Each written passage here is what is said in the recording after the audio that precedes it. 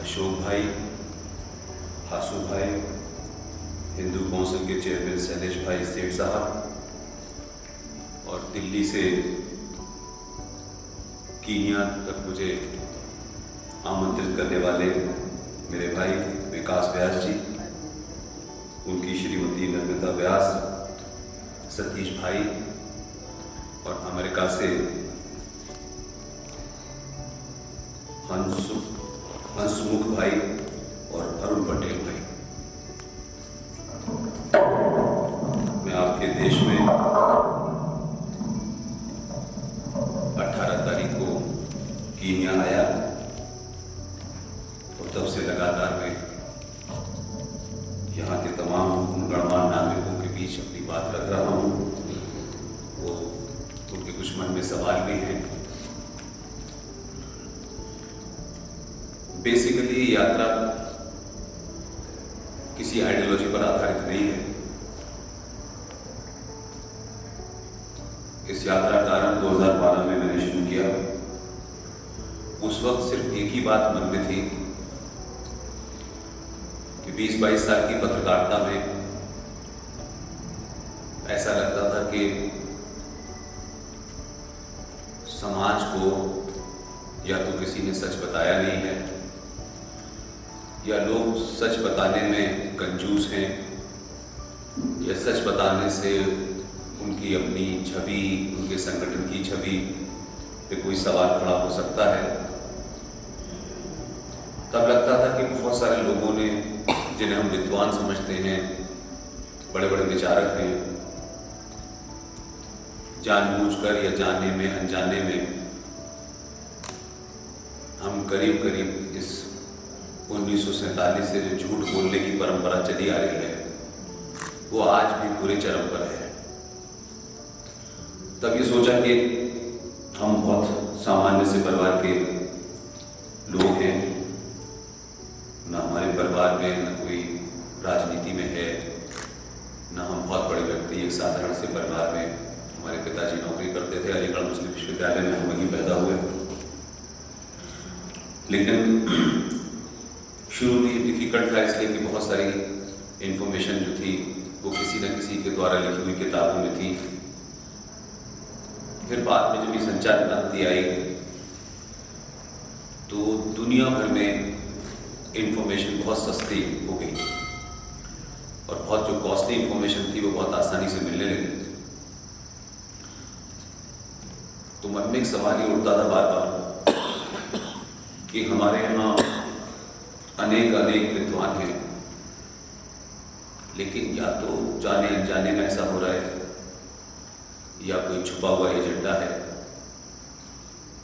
कि हम करीब करीब पिछले 70 सालों 72 सालों में देखते हैं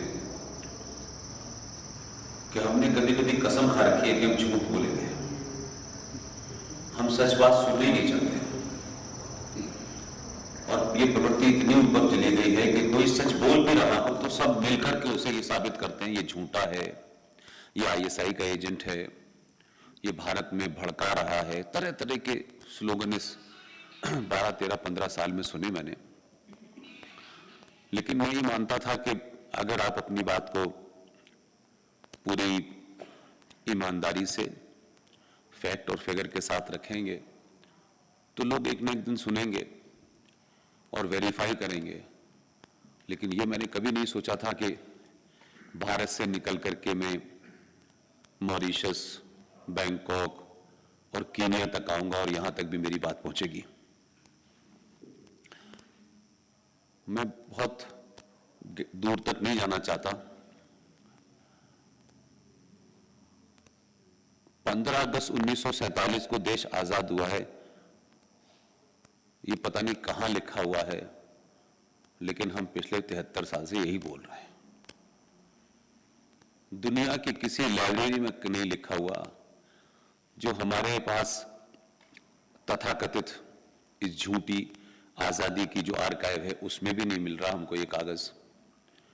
सक्सेसिव सरकारें आती हैं, 15 अगस्त को कबूतर उड़ाती हैं, कुछ फूल वूल बरसा दिए जाते हैं और पूरा देश समझता है कि 15 अगस्त 1947 को भारत आजाद हुआ था लिहाजा अब तो लोग ये भी कहने लगे हैं कि 100 साल होने वाले हैं भारत की आजादी के।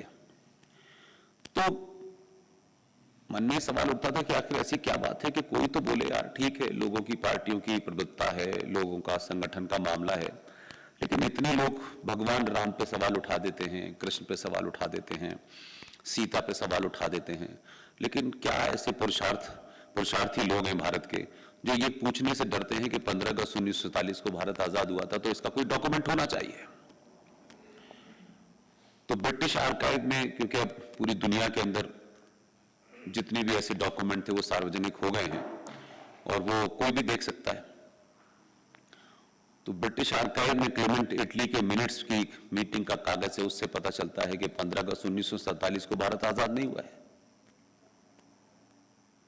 15 अगस्त 1947 को सत्ता का हस्तांतरण हुआ है। It's a transfer of power, it's not an independence. तो अगर हम यहां से शुरू करें तो फिर सिलसिला ऐसा लगता है कि जब इतनी बड़ी चीज पे डिबेट नहीं हुई हमारे यहां, तो उसके बाद में तो बहुत सारी ऐसी चीजें हुई जिसके बारे में शायद छुपाया भी होगा सरकारों ने। इसी तरीके से कुछ कुछ चीजें हैं, और उसकी जो, जिसे बार बार कहते हैं कि जो चीज मुझे ड्राइव करती है पीछे से, वो ये करती है कि ऐसा कैसे हो सकता है कि हम इस ब्रह्मांड के उत्पत्ति से हमें हो, दुनिया में जब लोग चलने उठने बैठने की तमीज नहीं थी तो हमारे पूर्वजों ने पता नहीं क्या क्या किया था, और ऐसा क्या हुआ कि हम लगातार पूरी दुनिया में एक भिगमंगे की वाली स्थिति हमारी हो गई है। पूरी दुनिया की हर बात पे हमारा सवाल होता है, लेकिन दुनिया हमको उस तरीके से नहीं देखती जिस तरीके से देखना चाहिए था।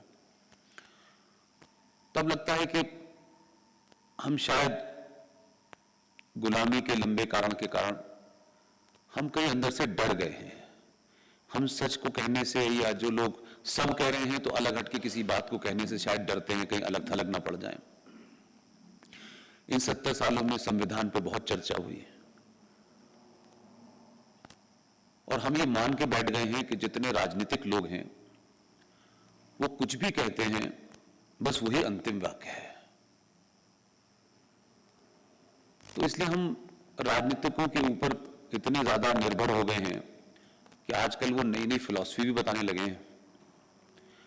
तो राजनीति का पहला नियम है कि जितना आप झूठ बोल सकते हैं उतने ही कामयाब होंगे। सच बोलने से कोई राजनीतिक नहीं बना। तो समाज में अनेक लोग हैं, ये गुरुकुल की परंपरा का देश था, लेकिन उसके बावजूद भी जो सामने दिखता है हम उसको भी नहीं बोलते। पता नहीं कौन सा लालच है, क्या कारण है, मैं नहीं जानता। संविधान सभा में जब संविधान बन रहा था उस समय भी एक शब्द के ऊपर बड़ी चर्चा हुई, जिसे आजकल बहुत डिबेट होती है कि भारत सेकुलर है। और उस वक्त उस चर्चा में अयंगर साहब भी मौजूद थे, जवाहरलाल नेहरू जी भी थे, अंबेडकर जी भी थे, पटेल थे, ये सारे लोगों ने हिस्सा लिया। और उस वक्त भी चर्चा हुई कि भारत को सेकुलर होना चाहिए। और उस चर्चा के बाद मैं समझता हूं कि चारों लोगों ने अपने अपने तर्कों से सेकुलरिज्म को रिजेक्ट कर दिया कि भारत की भूमि को शायद इसकी आवश्यकता नहीं है। तो संविधान सभा की उस मीटिंग को अगर आप पढ़ें तो उसमें अंबेडकर का जो तर्क है वो मुझे नजदीक लगता है। और अंबेडकर ने अपने तर्क में कहा कि भारत में अनादिकाल से अनेक पंथ लोग आए हैं, उन्होंने अपनी पूजा पद्धति जो भी की हो, उन्होंने जो भी यहाँ मस्जिद बनाई हो, चर्च बनाए हो, लेकिन कोई भी ऐसा वाक़या नहीं मिलता कि यहाँ के जो मूल निवासी थे उन्होंने दूसरे लोगों के पूजा घरों को, मस्जिदों को या गुरुद्वारों को या चर्च को जलाया हो या उनको मारा हो। वो सब यहाँ आए, सब ने अपनी पूजा पद्धति को फले फूले।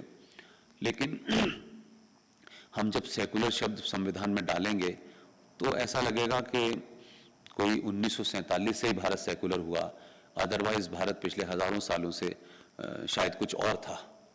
तो इस शब्द की संविधान में कोई आवश्यकता नहीं है, क्योंकि यहाँ के लोगों के खून में और यहाँ की मिट्टी में सेकुलरिज्म है।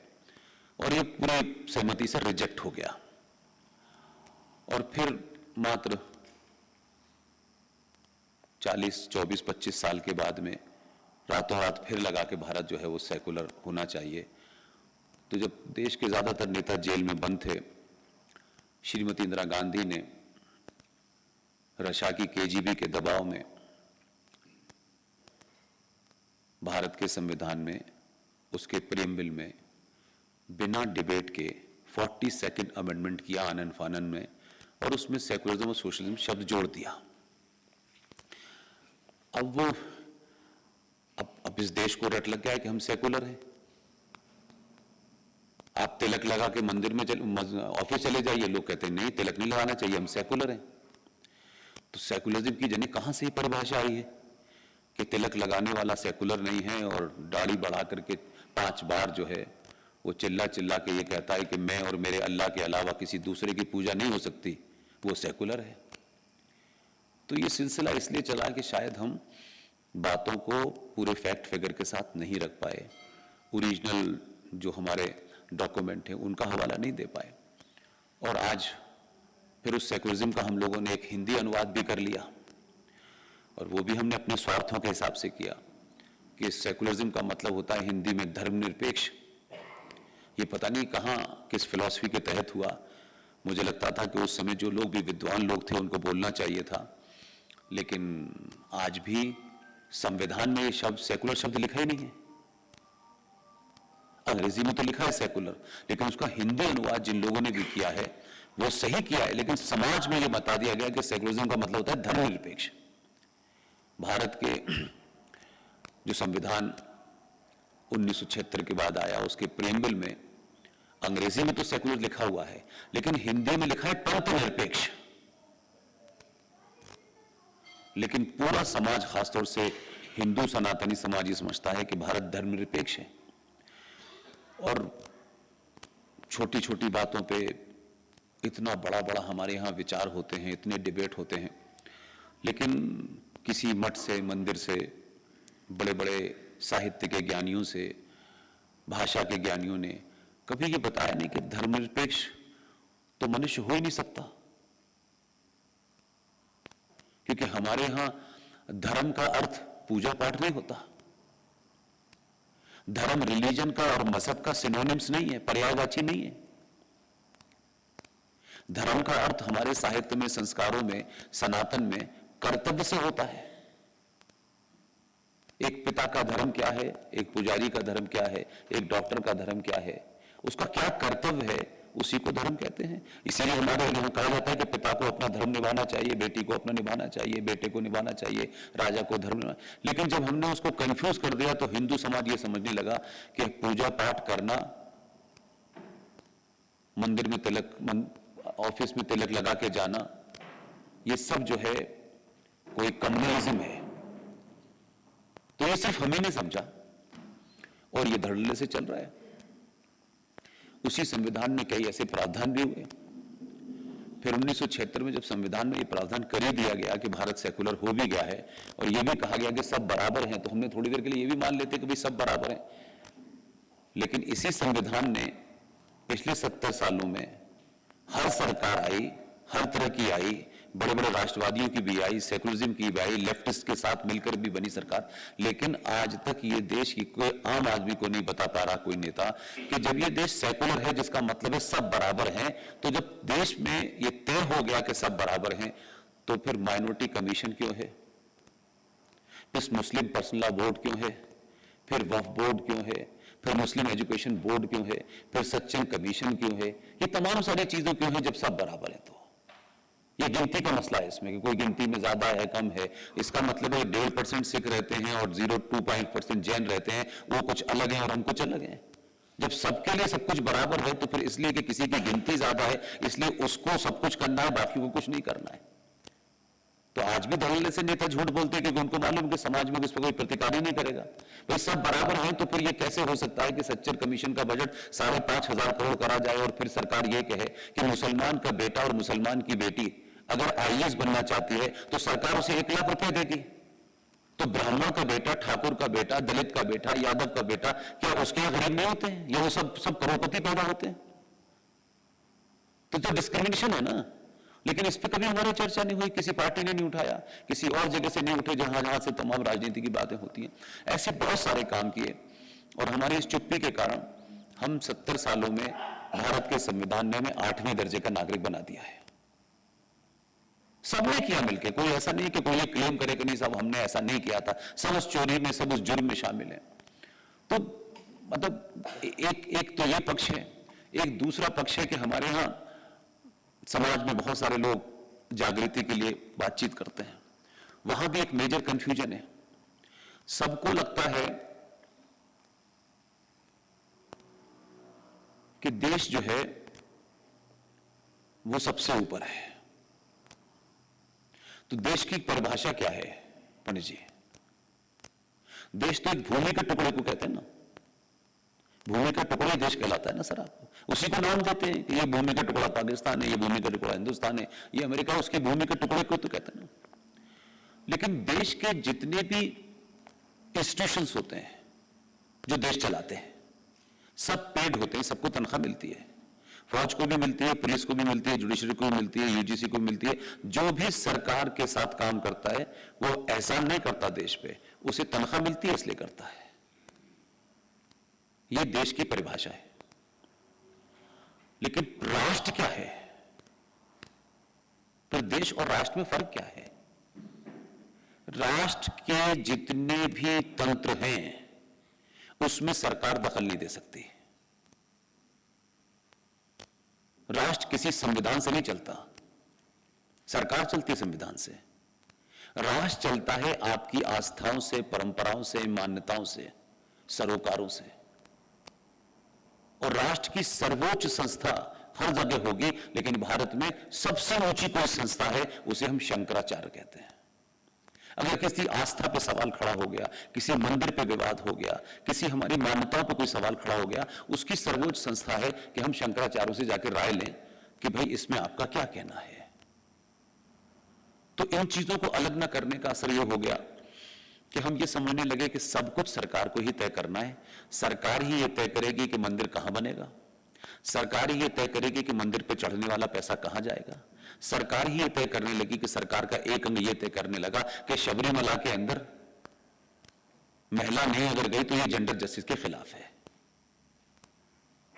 अगर महिला का उस मंदिर में जाना या न जाना तय करना है तो ये मेरा शंकराचार्य तय करेगा। काले कोट पहनने वालों को कहां से ये ज्ञान आ गया कि ये जेंडर जस्टिस का मामला है?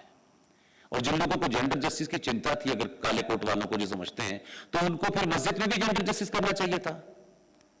वो कोई हमारे लिए थोड़ी जज हैं, फिर तो उनको हर जगह जेंडर जस्टिस चाहिए था ना। तो मस्जिद में जेंडर जस्टिस नहीं करेंगे, लेकिन शबरीमला में करेंगे। और इस पर समाज की चुप्पी बताती है कि समाज पूरी तरीके से भेड़ चाल चल रहा है। भेड़ों की गिनती होती है, वो चले जाते हैं, उनको पता नहीं होता कहां जाना है। हमारी स्थिति ये हो गई है। हम कभी कभी जब भी रेट करते हैं तो चावल महंगा क्यों हो गया, कि बिजली महंगी क्यों गई। इसके अलावा जिससे हम 99% जीवन जीते हैं उस पर कभी हम रिएक्ट ही नहीं करते, सवाल ही खड़ा नहीं करते। इसलिए इस देश के जितने भी आस्थाओं के सब्जेक्ट थे, सब में सरकार की दखल है। देश सेकुलर है। गुरुद्वारों से, मजारों से, चर्चों से, उनकी आस्था के आस्था मानने वाले लोग जो जब चर्च जाते हैं या गुरुद्वारे जाते हैं या मजारों पे जाते हैं तो अपनी आस्था से 100 रुपए, 500 रुपए, 10 रुपए जो भी चढ़ाते हैं, सरकार उनको टच नहीं करती। लेकिन सब बराबर है, देश कह रहा है, संविधान कह रहा है। लेकिन इस देश के सनातनियों के मंदिरों के जितने भी मंदिर हैं, उन मंदिरों पे एक अप्रोक्सीमेट फिगर है जो हमने सुप्रीम कोर्ट में हमारे दोस्त जे साईं दीपक ने चैलेंज किया है। मंदिरों पे 3.25 लाख करोड़ सालाना चढ़ता है। एक अप्रोक्सीमेट फिगर है, जहां जहां हमको पता है, अभी इससे ज्यादा होगी। 3.25 लाख करोड़ भारत के सनातनी हिंदू मंदिरों पर हमारे हिंदू, चाहे वो किसी जाति का हो, वो अपनी आस्था से चढ़ाता है। लेकिन हिंदुओं की चुप्पी, और हिंदू ये सोचते कि सब कुछ हमारा भाग्य बताता, ये सरकार और संविधान कॉन्स्टिट्यूशन करेगा। 3.25 लाख करोड़ सरकार आपके मंदिरों पे आने वाले चढ़ावे को ले जाती है और डंके की चोट पे पार्लियामेंट में खड़े होकर कहती है कि इस पैसे से हम सेकुलर काम करते हैं। संविधान बराबर है। तो ये आवाज तो मठ मंदिरों से उठनी चाहिए थी ना सर, कम से कम इसमें तो उठी सकती थी, लेकिन हमारे मंदिरों से नहीं उठी। तो पुजारी को सरकार से क्यों डर लगता है? कौन सा वो आत्मबल है सरकार का जो हमारे संस्थाओं में घुस जाती है और सब कुछ कर लेती है? और उस संस्था का जो मुखिया है, जो शास्त्रों से पूजा कराता है, बैठता है, वो कितना पैसा लेता है वो हमारा इंटरनल मामला है। सरकार ने कैसे उसमें दखल दिया? लेकिन पूरे देश में किसी बड़े से बड़े मंदिर ने यह सवाल नहीं उठाया पिछले 30 साल में कि भाई हमारा मंदिर है, हमारे मंदिर पे जो पैसा चढ़ता है उसका सरकार से कोई लेना देना नहीं है। सरकार के कहने से नहीं चलता कि 5 रुपए दो या 5 करोड़ रुपए दो, हम अपनी आस्था से देते हैं। तो इस मंदिर का फैसला पंडित जी करेंगे, सरकार करेगी, लॉ मिनिस्टर करेगा। वो कैसे लेके जाता है और जा रहा है, लगातार जा रहा है। तो हम किसी भी जगह या तो अज्ञानी है या महालालची है। इसलिए मेरा नुकसान ना हो, चलो 2, 4, 5 हजार रुपए मुझे मिल रहे हैं वही रख लो। तो अगर इतनी बड़ी संख्या में, मैं आपको फिर बता रहा हूं, ये फिगर हमने अलग अलग मंदिरों से ली है, जिसमें जो जम्मू में मंदिर जो है वैष्णो देवी का 530 करोड़ रुपया, देवस्थानम बोर्ड 1300 करोड़ रुपया, ये वहां से फिगर निकाली हमने। और सुप्रीम कोर्ट में कोई लड़ रहा है? ना तो कोई हिंदुओं को 24 घंटे प्रवचन देने वाला लड़ा, न हिंदू पार्टी लड़ी, न मठ लड़ा, न मंदिर लड़ा, न शंकराचार्य ने सवाल खड़ा किया। लेकिन सरकार हमारे बच्चे को स्कॉलरशिप नहीं दे रही, वो कहीं दलित को दे रही है, कहीं यादव को दे रही है। तो भाई ब्राह्मण का बच्चा भी तो गरीब हो सकता है कि नहीं हो सकता?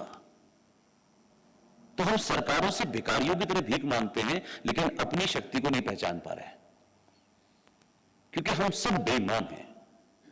हम तय नहीं कर पाए पूरे देश में कि ये 50 लोग, 10 लोग, 20 लोग कौन है, कहां से आए। ये सब बैठ के शंकराचार्य तय करते हैं कि मंदिरों का सारा पैसा डेली का उस एक बड़े ट्रस्ट में जाएगा और देश के सरमान 10 लोग, 20 लोग जो भी हों वो तय करेंगे। हमने कभी भी अपने हाथ की ताकत पर ध्यान नहीं दिया। अगर उस पैसे को आज की डेट में भी आप देखें, जो मैं बता रहा हूं कि जो अप्रोक्सीमेटली 2.25 लाख करोड़ फिगर हमने कोट किया है सुप्रीम कोर्ट के अंदर, क्योंकि बाकी मंदिरों का हमारे पास ना इतना समय है, ना हमारे पास इतना पैसा है कि हम बहुत दूर दूर तक जाएं। ये बड़े बड़े खट, अगर ये पैसा आपके पास हर साल आता, तो थोड़ी देर के लिए सोचिए कि कोई भी सनातनी हिंदू का बेटा, चाहे लड़की हो, लड़का हो, यादव हो, दलित हो, किसी को भी बिना स्कॉलरशिप को रह नहीं सकता था। वो आपकी इतनी ताकत थी। लेकिन 4 इधर पार्टी के, 5 उधर पार्टी के, 10 इधर पार्टी के, वो गिरोह जो है वो पैसा आपका खाता है। तो कोई इन बातों पे चर्चा क्यों नहीं करता भाई?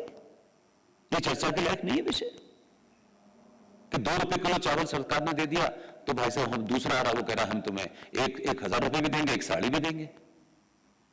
इस बाजार में गोली सनातनी हिंदू की लग रही है और वो बिक रहा है। फिर देनहीन की तरह कोई सरकार आ जाती है, फिर सरकार अपने हिसाब से चलने लगती है, फिर हम सोचते हैं कि चलो अब ये बहुत खराब है, हम फिर दूसरा ढूंढते हैं योद्धा। तो ना हमें संविधान की पता है, ना संसद की पता है, क्या हमारे खिलाफ क्या कानून बना, क्यों बना। इस कानून पर हमारा विरोध उतना ही होना चाहिए था जितने विरोध से हम सड़कों पर किसी और चीज के लिए उतरते हैं। तो भारत की संसद में 20 ऐसे फैसले हुए हैं सनातनी हिंदुओं के खिलाफ, जिसका हमको पता तक नहीं है। और अब उसको मैं दूसरी जगह, अगर फैशन आ जाए कहीं अमेरिका में और फ्रांस में, वाह 5 मिनट में पता चल जाता है लेटेस्ट फैशन क्या आया हुआ है। लेकिन आपके संसद में बैठ करके आपकी हत्या का जो है कानून बन रहा है, उस पर हम बोलने नहीं चाहते, क्योंकि बस ढोलक बजाओ, भजन करो, पूजा करो, खत्म कहानी। कोई मर गया तो उसके लिए हमारे पास 2 रुपए तक नहीं होते। हम बस एक मूक दर्शक के बने, जो हो रहा है बस देखते चले जाते हैं। आज ये घटना घटी, आज वहां घटना घटी, यहां कमलेश तिवारी को मार दिया, वहां पंडित जी को मार दिया, वहां सौरभ शर्मा को मार दिया। हमारे अंदर 2 मिनट की एक कहीं प्रतिक्रिया होती है और समाप्त हो जाता है, क्योंकि हमने कहा इस बार इनको ठेका दे दो, अगली बार इनको ठोका दे दो। हम दूसरों के मोहताज की तरह खड़े हुए हैं। अपना जो हमारा अधिकार है कि हम लॉ अबाइडिंग सिटीजन है, भाई हमसे टैक्स तुम ज्यादा लेते हो, कम लेते हो, लेकिन हम देते हैं। जो टैक्स नहीं देते वो चौराहे से चौराहे पे खड़े होकर के चिल्ला रहे 5 वक्त। India is not Islamic state. India में 10 मजहब के लोग रहते हैं, अलग अलग पंथ के लोग रहते हैं। हाउ कैन यू से 5 बार आप चिल्ला चिल्ला के कहें कि अल्लाह के सिवा किसी और की पूजा नहीं हो सकती?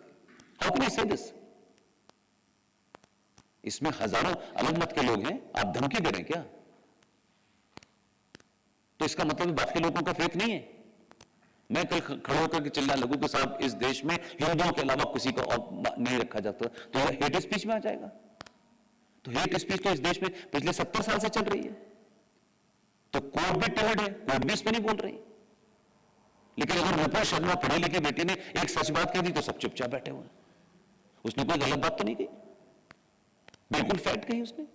तो कोर्ट ने क्या क्या नहीं उससे कहा, लेकिन भारत का हिंदू समाज ने तो प्रतिक्रिया दी इस पे। हमें क्या मतलब है, हमारी बेटी अकेले भुगतेगी, वैसे हमारी अच्छे वक्त में बेटी है, बुरा वक्त आया तो कोई भी उसके साथ नहीं खड़ा हुआ, हमने म्यूजिक तक से प्रतिकार नहीं किया। तो जिस बीमारी से आप 700 साल से लड़ रहे हैं भाई, जिसके कारण आपकी स्थिति ये हो गई है। इस भारत के अंदर 2011 का सेंसस ये बताता है कि आप 9 राज्यों में नहीं है, बाकी राज्यों में आपकी स्थिति बहुत खराब है, कहीं 35 है, कहीं 40 है, कहीं 55 है, ये स्थिति आपकी। तो किस दिन का इंतजार करते हैं कि सब हमने भगवान पे छोड़ दिया है? ऐसे लोगों का भगवान भी साथ नहीं देता। आज जो भारत की स्थिति है वो कोई बहुत अच्छी नहीं है। ठीक है, चारों तरफ डंका पिट रहा है, घंटे पिट रहे हैं, जमीन पे क्या है? और एक ऐसे क्रिटिकल टाइम में स्थिति कमजोर हो गई। इसलिए मेरा मेरा मेरा सिर्फ यही कहना है कि सच जान जाएं, उसे जितनी जगह से वेरीफाई करना है कर लें, फिर जोर से बोलें। तब तो है कि आप सनातनी हैं और सच्चे हैं और निडर हैं। घर के अंदर बैठ के 11वें कमरे की खिड़की पे बैठ करके कहें कि मैं सच्चा हूं, कोई सुनने वाला नहीं, आपके सच्चे हैं। इस देश में कश्मीर, कश्यप ऋषि की धरती पर जिन लोगों ने आज तक, उनके यहां यह हाल था कि कश्मीर में मुर्गा काटने के लिए कसाई को बुलाया जाता था। उस कश्मीर में उन्हीं लोगों ने जो वहां घरों में काम करते थे, छोटी मोटी नौकरी करते थे, उन्होंने 2500 कश्यप ऋषि के वंशज सनातनी हिंदुओं को गला काट डाला उनका। और ये कोई 200 साल पुरानी कहानी नहीं है जो कोई इतिहासकार ने लिखी है, ये मेरे और आपके जीवन काल में हुआ है। कोई रिएक्ट नहीं करता, हमको क्या फर्क पड़ता है, जब हमारा होगा तब हम देखेंगे। और आज तक आपकी स्थिति यह है कि आप देश में मेजॉरिटी में हैं। मेजॉरिटी से आपने कभी इस देश में यह तय नहीं किया कि अच्छा जो माइनॉरिटी उसको खत्म कर देंगे, कभी ऐसा नहीं हुआ इस देश में। आप टैक्स भी देते हैं, लेकिन सरकारों पे आपका दबाव यह है कि आप चाहते हैं मेरा काम हो गया ना, खत्म कहानी, भाग जाए। आज तक टिल डेट 89-90 में जो 2500 कश्मीरियों की हत्या हुई, because my career started in 1989। लाखों कश्मीरी आज जिस स्थिति में सोच नहीं सकते। अगर आप दिल्ली कभी गए हो तो दिल्ली में एक रोड है जिसे आईएनए रोड कहते हैं, वहां दिल्ली हाट नाम की एक जगह बनी हुई है। उसके सामने वो कश्मीरी जो शायद कभी जिसने 5 डिग्री टेम्परेचर नहीं देखा होगा, वो 40 डिग्री टेम्परेचर में अपना मुंह छुपा करके तंबाकू और गुटखा बेच रहा है। वो कश्मीरी जो विद्वान था, जहां हिंदुओं के, सनातनियों के पंचतंत्र की कहानियां लिखी गई, उन्होंने किसी एक के ऊपर पत्थर नहीं मारा और पूरा हिंदू समाज को इसकी चिंता नहीं हुई कि यार इनको क्यों मारा गया। तमाम सरकारों में बड़े बड़े दावे वाले करने वाले लोग आए, लेकिन आज तक एक कमीशन नहीं बना और वो हत्यारे चौराहे चौराहे गली गली घूम रहे हैं। जिन भाइयों की बेटियों के साथ 18 बार रेप किया गया, वो सड़कों पे घूम रहे हैं, कोई पूछने वाला नहीं है। जिन्होंने मारा, जिन्होंने आर्मी के ऑफिसर को मारा, उसके साथ प्रधानमंत्री अपने ऑफिस में बुला करके चाय पिलाता है। हमको अंदर से कहीं दर्द नहीं होता यार, ये मेरी बहन के साथ, मेरे भाई के साथ होता तो मेरे क्या रिएक्शन होता ना। हम वैसे फालतू की बातों पर हमारा बड़ा खून खोलता है। रिजर्वेशन के खिलाफ देख लीजिए साहब, लोग आग लगाने को तैयार हो गए। तो हमको न रियल इशू पता है, न हमारी रियल लड़ाई पता है, न हमारे खिलाफ क्या हो रहा है हमको ये पता है। बस हम एक भीड़ की तरह जिए जा रहे हैं। हम हर बार एक नया योद्धा ढूंढते हैं और दिन भर सच बोलने की ट्रेनिंग देते हैं। मंदिर से लेकर संसद तक सब सच बोलने का ठेका हम ही ने ले रखा है। और सुकड़ते सुकड़ते आपकी स्थिति आ गई है कि आज आप कुछ कहने की स्थिति में नहीं है। आपके सामने बंगाल होता है, आपके सामने केरल होता है, आपके सामने दिल्ली होता है, आपके सामने आसाम होता है, बस आप देखा और खत्म हो गए, फिर कहानी हो गई। न हमारे जो धार्मिक लोग हैं, कथाकार हैं, न उनको चिंता है। कथाकार कथा कर रहा है, 4-4 करोड़ रुपए ले रहा है, वो भी झूठ बोल रहा है। कोई तो इंस्टीट्यूशन हो सनातनी हिंदू समाज का कि भाई आखिर में लोग कहें कि भाई ये वो जगह है जहां हमको सही बात सुनने को मिलेगी, करेक्ट बात मिलेगी। सब बिक गए, सारे इंस्टीट्यूशन ही बिके हुए हैं आपके। शब्दों का गलत प्रयोग ही गलत हो रहा है, तो उसके अर्थ ही अनर्थ निकल रहे हैं। पता नहीं किसने कहा सारे धर्म बराबर है, यह आज तक मेरी समझ नहीं है। फिर नया चला मस्जिद और मंदिर एक ही है, पता नहीं कौन सी फिलॉसफी है। या तो हम डर गए हैं या हमको लगता है क्या फर्क पड़ता है, कुछ भी होने दो। जो पाकिस्तान बनने से पहले के देश की स्थिति थी, उससे भयावह स्थिति है इस वक्त, उससे भयावह स्थिति है भारत में। मुझे तो यहां सतीश भाई ने और विकास भाई ने बताया, इस केन्या की बात बताई, मैं तो यहां भी शौक हूं। मुझे लगा सब भारत में जो रह गए वही है, यहां की स्थिति बताई मुझे कि इस केन्या में आप 3 लाख, मुझे बताया कि 3 लाख थे आप एक समय, 3 लाख थे आप। तो आपने यहां चोरी नहीं की, डकैती नहीं की, मर्डर नहीं किया, आप लॉ अबाइडिंग सिटीजन है, यहां के कानून माने, सब कुछ किया। तो 3 लाख में ऐसी क्या खास बात हो गई कि 3 लाख होते होते आप 42,000 रह गए। यहां तो असदुद्दीन ओवैसी नहीं था। तो ये तो अंतर मंथन करने की जरूरत है ना, कि हम बाहर जाकर के भी हमारी वही स्थिति है कि आज मैं लोगों से सुनता हूं कि यहां ये हो गया है, यहां से नहीं जाना यार, इधर ऐसे हालात हैं, यहां मस्जिद बन गई, तो ये केन्या में है। तो हम सिर्फ जिंदा रहने के लिए खाना खाते हैं क्या? तो ये स्थिति आपको देर से वक्त तो सामना करना ही पड़ेगा इसका। भारत अगर आपने छोड़ भी दिया, भारत से आप यहां भी आए कि भाई यहां आकर के कुछ बड़ा करेंगे, उसमें भी भारत को मजबूत करेंगे, वो सब तो अपनी जगह, लेकिन आप तो के पैर यहां से भी उखड़ गए। इंग्लैंड में क्या हो रहा है, वहां से भी उखड़ रहे हैं, अमेरिका हो रहा है, वहां से भी उखड़ रहे हैं, ऑस्ट्रेलिया में क्या हो रहा है, फ्रांस में क्या हो रहा है, वहां से भी उखड़ रहे हैं। तो कोई तो भूल बोलेगा भाई कि कहीं तो जाकर के स्टॉप लगाओ, नहीं तो ये भागते जा रहे हैं, भागते जा रहे हैं। आपने अकुत संपत्ति स्थिति के 10-10, 50-50 कमरे के मकान बना रखे हैं आपने, उन मकानों को बचाने के लिए कोई पुरुषार्थी बेटा भारत में रहेगा कि सब अमेरिका में चले जाएंगे? तो भारत विभाजन पे झूठ बोला, इतिहास पे झूठ बोला, और वो हमारे पिताजी हैं उन्होंने महा झूठ बोला। लेकिन झूठ सुनने की है, क्योंकि ये सामने वाला आदमी बहुत बड़ा आदमी है, बहुत बड़ा हो। हमारे सनातन में उम्र का लिहाज होता है।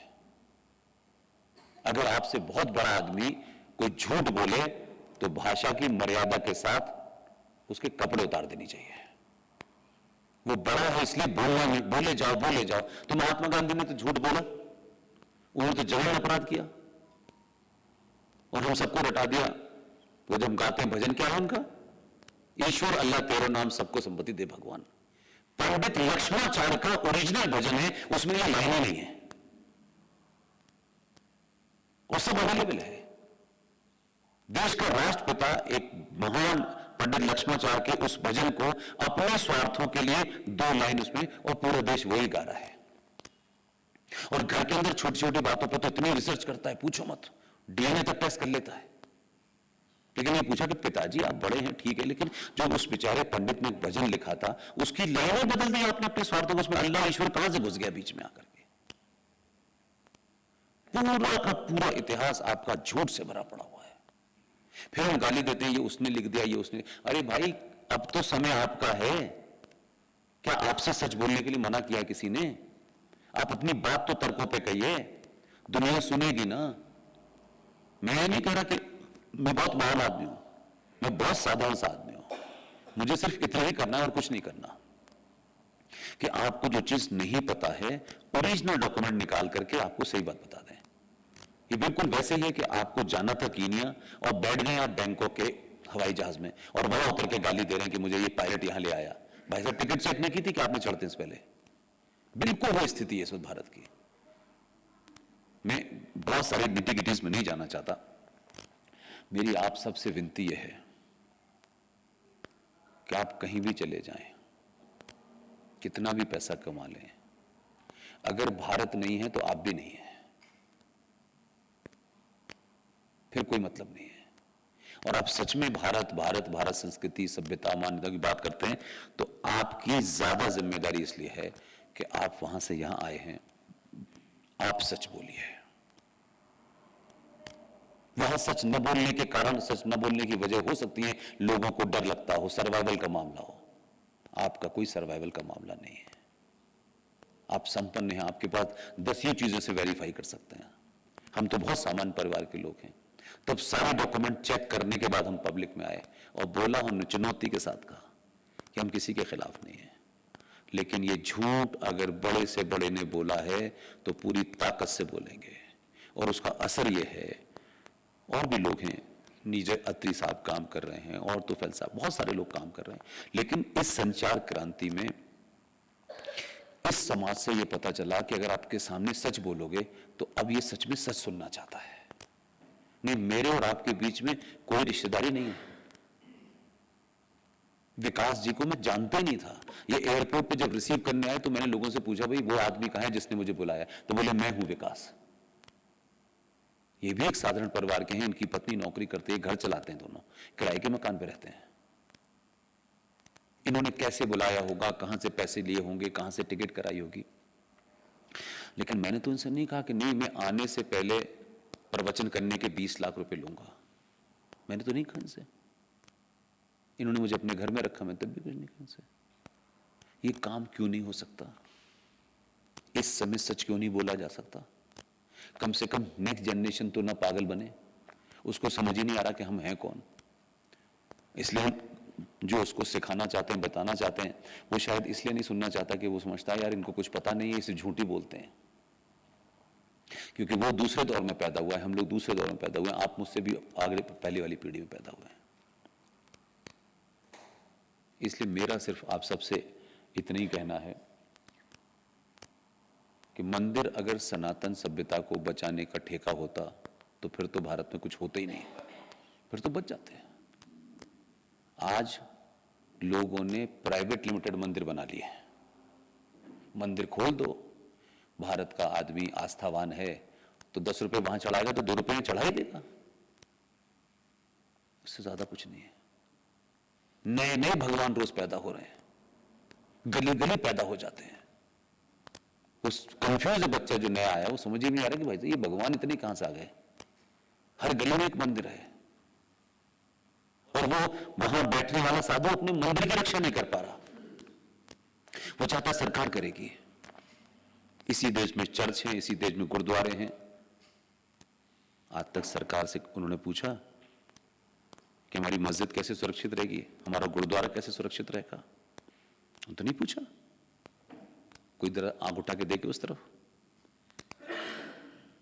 आपके मंदिरों के ऊपर, सनातन के मंदिरों के ऊपर, अनादिकाल पुराने मंदिरों के ऊपर सरकार ने एक ही झटके में कानून बना दिया।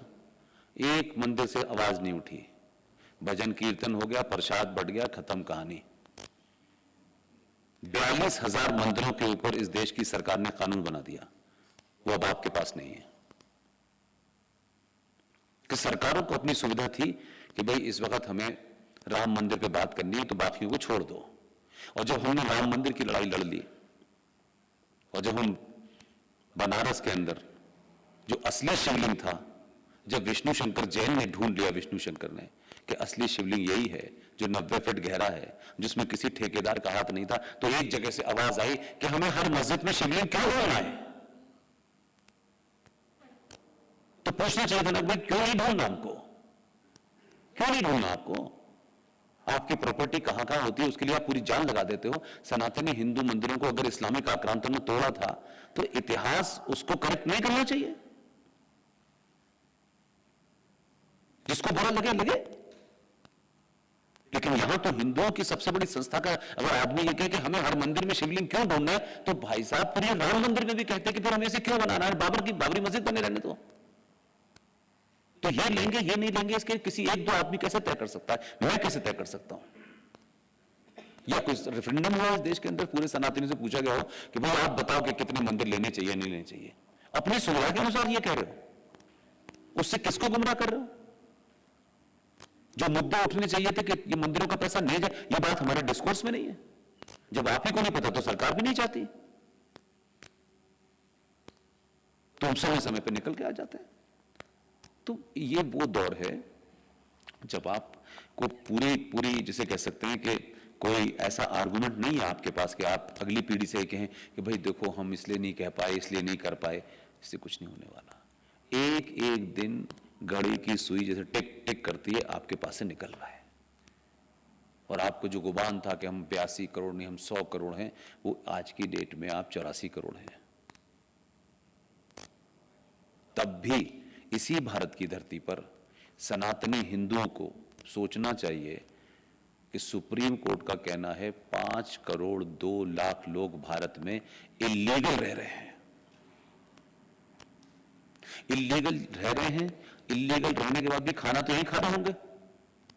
इल्लीगल है तब भी खाना यहीं खा रहे होंगे, पानी यहीं पी रहे होंगे, ऑक्सीजन यहीं के ले रहे होंगे। उनके लिए खाना कहां से आ रहा है? कहीं ना कहीं से तो आ रहा है ना, विदेश से तो नहीं आ रहा ना बन के। किसी सरकार की हिम्मत क्यों नहीं हुई कहने की? और सरकार की हुई नहीं हुई, लेकिन हमने इतना चिल्लाया क्यों नहीं कि सरकार दबाव में आ जाए कि यार ये तो पूरे देश को पता चल गया जो बात हम छुपा रहे थे।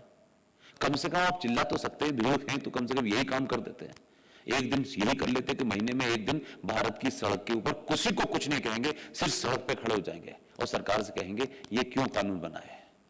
जो गिनती के दबाव में सरकार अगर डरती है आपसे तो इसी से डर जाती है। कुछ लोग सड़कों पर निकल के बयान दे देते हैं हम सर्वतंत्र जुदा कर देंगे, सरकार डर जाती है, सुप्रीम कोर्ट डर जाती है। तो अभी तो आपके पास नंबर है, वहां ये कोई नहीं कहेगा कि ये पीएचडी करके आए तो इसी की बात मानी जाएगी।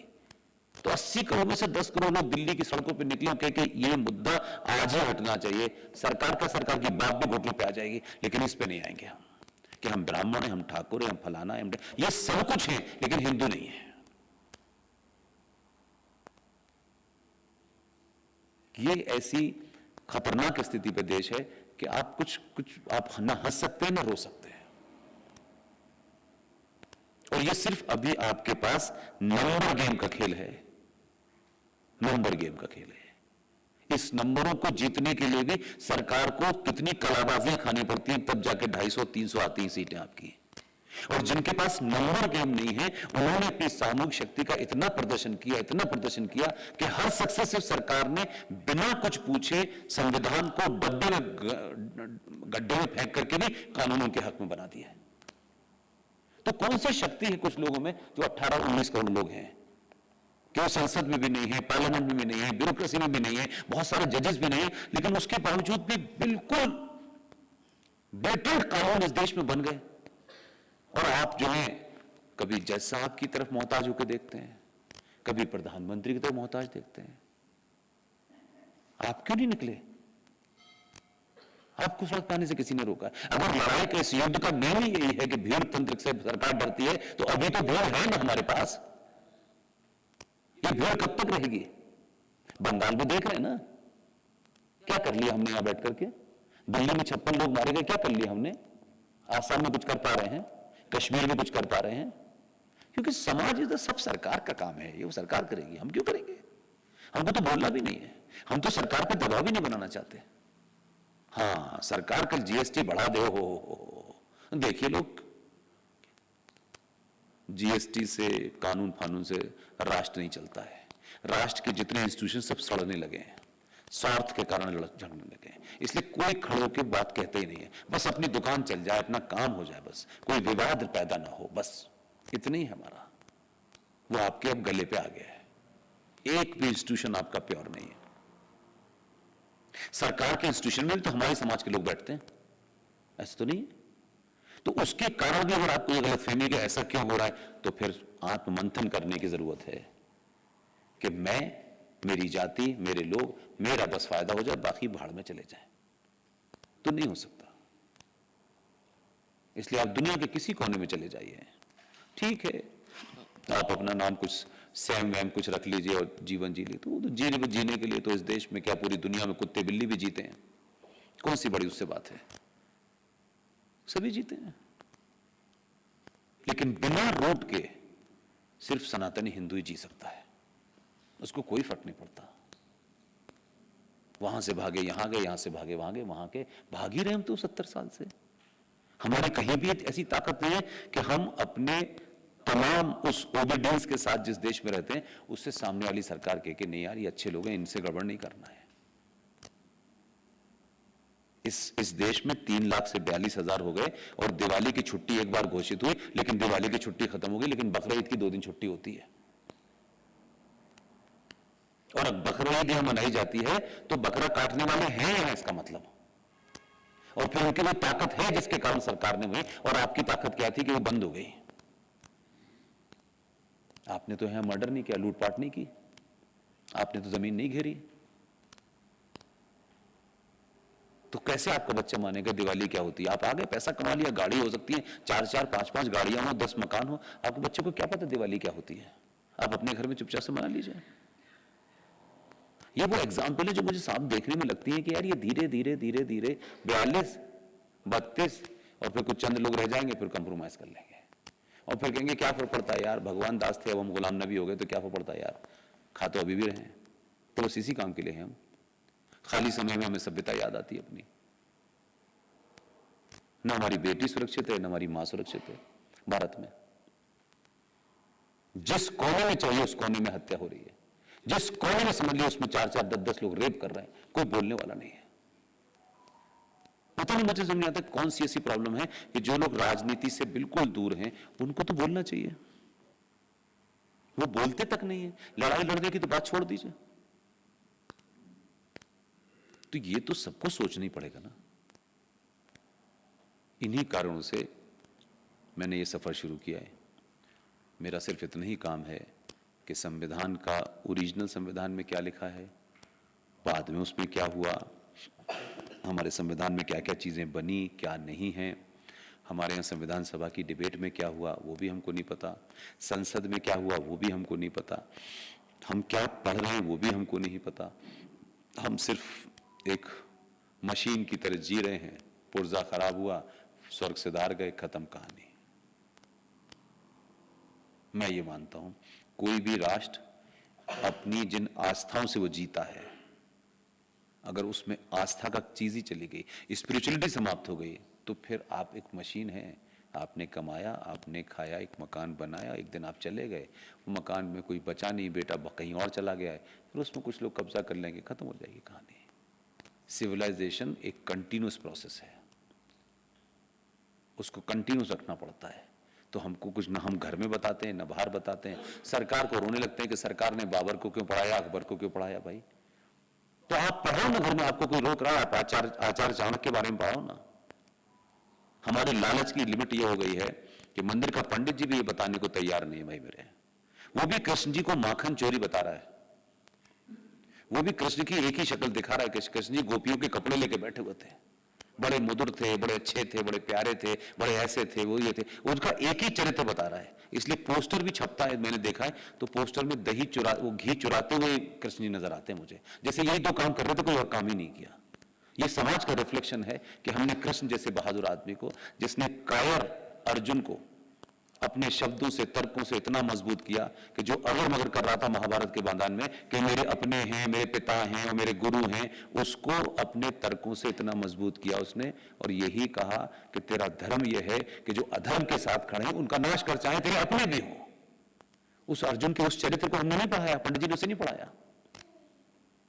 भगवान राम बहुत महान हैं, बड़े आदर्श हैं, ये हैं वो हैं, ये तो बताया हमने भगवान राम का। लेकिन भगवान राम को आजकल कथाकार भी कुछ ऐसी बताते हैं, ऐसा भावुक बनाते हैं, और मां बहनों को जाती है बेचारी, उसमें 4-4 5-5 करोड़ रुपया कथाकार लेता है, और उससे कोई आदमी खड़ो के नहीं बोलता है पंडित जी बकवास बंद करो, ये बताइए क्या बकवास कर रहा हो। नहीं नहीं, पंडित जी नाराज हो जाएंगे, श्राप दे देंगे। पंडित जी तो महान आदमी, उनके शराब से तो देश चल रहा है। तो कथाकार बताएगा भगवान राम थे, मां सीता जंगल में जा रही थी, राम के पैरों में छाले थे। क्या ऐसी आर.डी. बर्मन टाइप की फिल्म बनाता है वो, और उनके पैर, राम के पैरों में छाले, मां सीता की आंखों में आंसू, अब बेचारी हमारी मां जो और इमोशनल हो गई, वो तो बच्चे, उसका तो दिल में वो तो उसके तो आंसू धारा प्रवाह निकल रहे हैं, वो वहां से ले जाता है राम को। लेकिन राम के चरित्र को कितनी मक्कारी के साथ वो वहां जाकर रोक देता है, आदर्शवाद बनाता है, उनको एक धैर्यवान बनाता है, उनको इतना इतना ऐसा इस क्लाइमेक्स पे ले जाता है कि लगता है राम क्या थे यार। लेकिन वो ये नहीं बताता है, क्योंकि ये बताएगा और माता जी की समझ में आ जाएगा, बेटे की समझ में आ जाएगा, युवा लड़के की समझ में आ जाएगा, तो कथा कल से बंद हो जाएगी। उसको अपनी कथा में लोग आए, चाहेगा मिले, 4 करोड़ अपने लेगा, 10-20 लाख रुपए दूसरों के लेगा, उसको उससे मतलब है। तो भगवान राम का चरित्र उससे कौन बताया कि वही भगवान राम जब उनको कहा कि तुम्हें राजकाट मिलना है, उसके 2 मिनट बाद उनसे कहा कि नहीं, तुम्हें राजकाट छोड़ करके जंगल जाना है। तो राम वस्त्रों के साथ में धनुष बाण क्या चिड़िया मारने के लिए ले गए थे? बताए ना कि राम धनुष बाण लेके गए, और जब उस समुद्र ने उसकी नहीं सुनी, तो जो धैर्यवान भगवान थे, जो आदर्शवादी थे, जिन्होंने अपने पिता का कहना माना, उस राम ने धनुष बाण को जब मृत्युंजय चढ़ाए, तो समुद्र अपनी औकात में आ गया 2 मिनट में। फिर जब वो लौटे हैं, तब उन्हें मर्यादा पुरुषोत्तम राम कहा।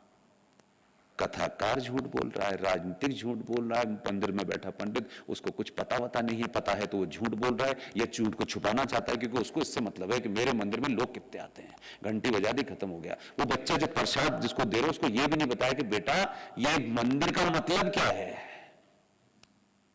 वो नहीं बता रहा उसको, ये पूजा क्या है, क्यों करते हैं, इसके पीछे की साइंस क्या है, क्योंकि उसको खुद पता नहीं है।